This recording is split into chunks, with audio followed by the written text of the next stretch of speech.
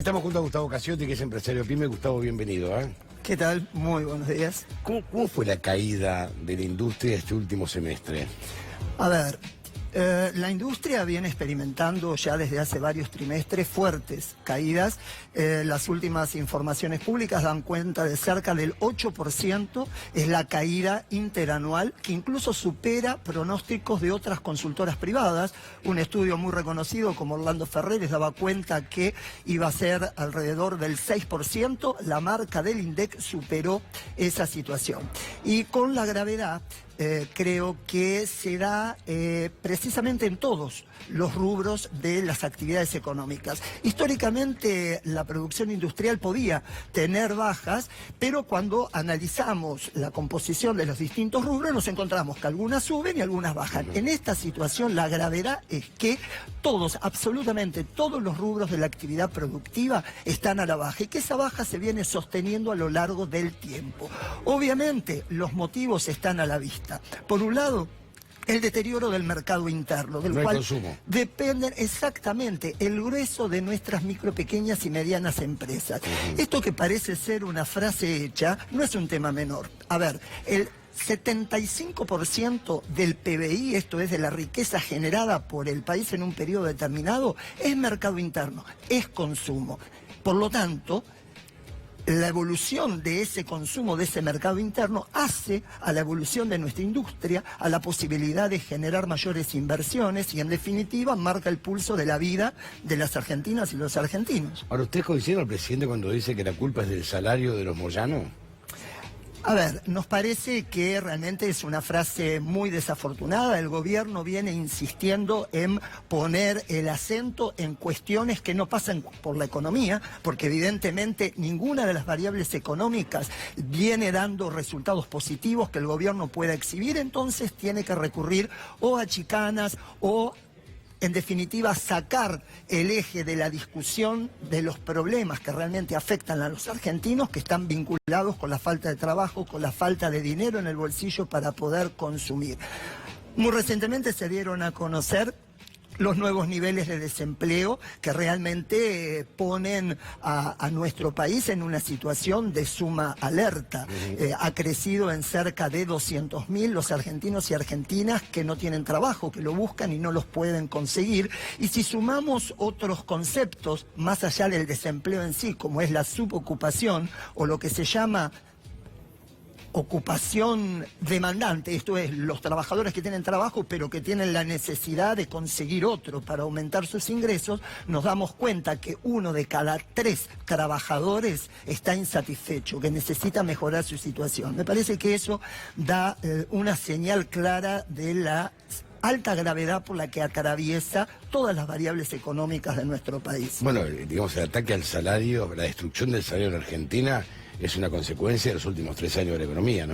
Exactamente, la inflación le viene ganando por varios puntos al salario. Las últimas cifras disponibles dan cuenta que en el primer trimestre, mientras que en promedio, los salarios aumentaron cerca de un 34%, digo, comparando primer trimestre del 2019 contra primer trimestre del 2018, la inflación promedio fue de cerca del 51%, 34 contra 51. Si a su vez profundizamos la situación, nos encontramos que los alimentos han aumentado por encima de la inflación promedio en el mismo periodo cerca del 58%. Esa diferencia no es más ni menos que menor capacidad de compra en promedio de los trabajadores. Y esa menor capacidad de compra no es ni más ni menos que menos ventas de nuestras pymes, menos dinero que ingresan las cajas de nuestros negocios, porque convengamos que las pymes, que somos ni más ni menos que más del 90% de las unidades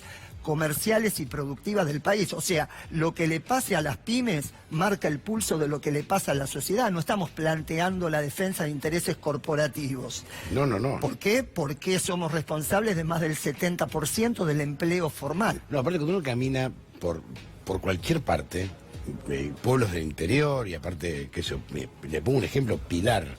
Ayer un shopping, lo caminé, estaba más del 60% de los negocios cerrados.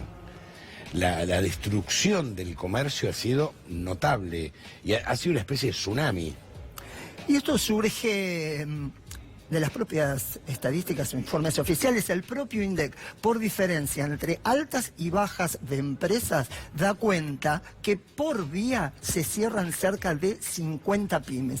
¿Cuál le parece que es el destino? Datos oficiales. Datos oficiales. Entre altas y bajas, el Estado informa que en los últimos 12 meses faltan en el stock de pymes 10.233 empresas. Si eso lo dividimos por la cantidad de días que tiene el año, nos da, por una simple cuenta aritmética, 50 pymes por día, con el correlato que eso tiene en el nivel de empleo, porque obviamente eso genera la expulsión de trabajadores.